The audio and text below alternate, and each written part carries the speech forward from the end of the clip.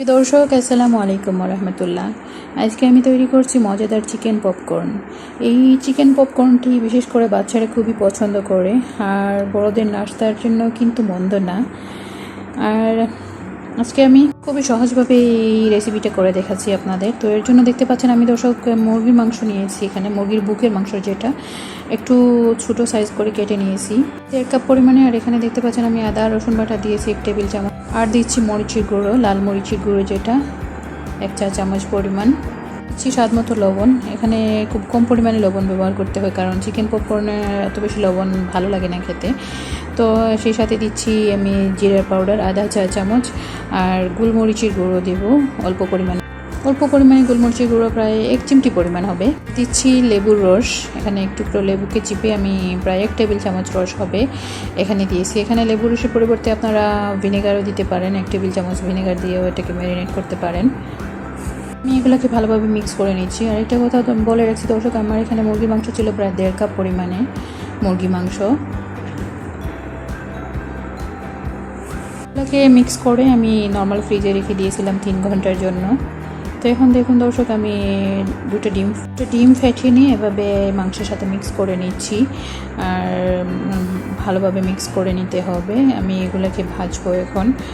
তো step by step আমার কথাগুলো আপনারা ফলো করুন, তারপরে অবশ্যই আপনারা এই রেসিপিটা খুব সহজে তৈরি করতে পারবেন। আসলে অনেক মজাদার, আপনারা তৈরি করলে বুঝতে পারবেন। দেখুন দর্শক, এখানে আমি কিছু ব্রেড ক্রাম্বস এখানে এই মিশ্রণের সাথে মিক্স করেছি, মানে মাংস আর ডিমের যে মিশ্রণ যেটা, সেটার সাথে ব্রেড ক্রাম্বস দিয়ে এগুলোকে মেখে নিচ্ছি। দেখুন এখানে আমি 1 কাপ পরিমাণে ময়দা আর সাথে আধা কাপ চালের গুঁড়ো নিয়েছি। আর এই পর্যায়ে আমি এর সাথে অ্যাড করব কিছু লাল মরিচের গুঁড়ো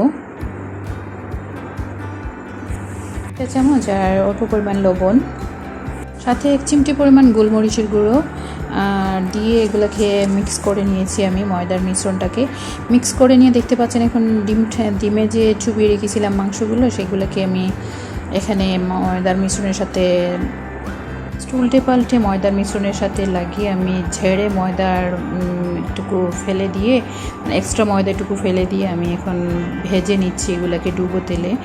তো আমি এখানে এক কথা বলে রাখছি দর্শক, আমার তেলটা কিন্তু খুব বেশি গরম হতে দেইনি, আমি নর্মাল যে মিডিয়াম তাপমাত্রায় গরম করে এগুলোকে প্রথমে ভাজতে দিয়েছি।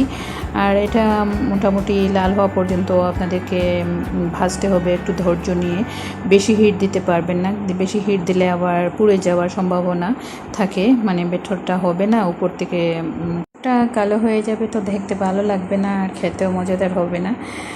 আর এই ফাঁকি দর্শক একটা কথা আপনাদেরকে বলে রাখছি, আপনারা যারা এখনও আমার চ্যানেলটি সাবস্ক্রাইব করেনি তারা প্লিজ আমার চ্যানেলটি সাবস্ক্রাইব করে নিন। আর আমার যত লাভলি সাবস্ক্রাইবার আছেন সবাইকে উদ্দেশ্য করে বলছি, আমার রেসিপিটা ভালো লাগলে অবশ্যই ভিডিওটিতে লাইক আর কমেন্টস করবেন, আর প্লিজ বেশি বেশি শেয়ার করবেন আপনারা ফ্রেন্ডস অ্যান্ড ফ্যামিলির সাথে। আপনাদের ভালোবাসা আমাকে সামনে এগিয়ে যাবার পথে অনুপ্রেরণা যোগাবে। তো দর্শক, আমি ধৈর্য সহকারে এগুলোকে ভেজে নিচ্ছি, দেখুন একটু সময় নিয়ে। এখন দেখুন আমি আপনাদেরকে কাছ থেকে দেখিয়ে দিচ্ছি আসলে আমার চিকেন পপকর্নগুলো কতটা নাইস হয়েছে।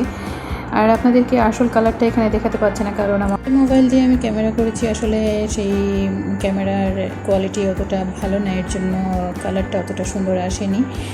তো দেখুন দর্শক, কাছে থেকে দেখিয়ে দিচ্ছি আপনাদের। পর্যায়ে আমার সবগুলো পপকর্ন আমি ভেজে সুন্দর করে সাজিয়ে নিয়েছি। দেখলেন তো দর্শক, কত সহজে আমি রেসিপিটা করে দেখালাম, আপনারাও তৈরি করতে পারবেন আমার রেসিপিটা ফলো করে। তো আজ পর্যন্তই, আল্লাহ হাফেজ।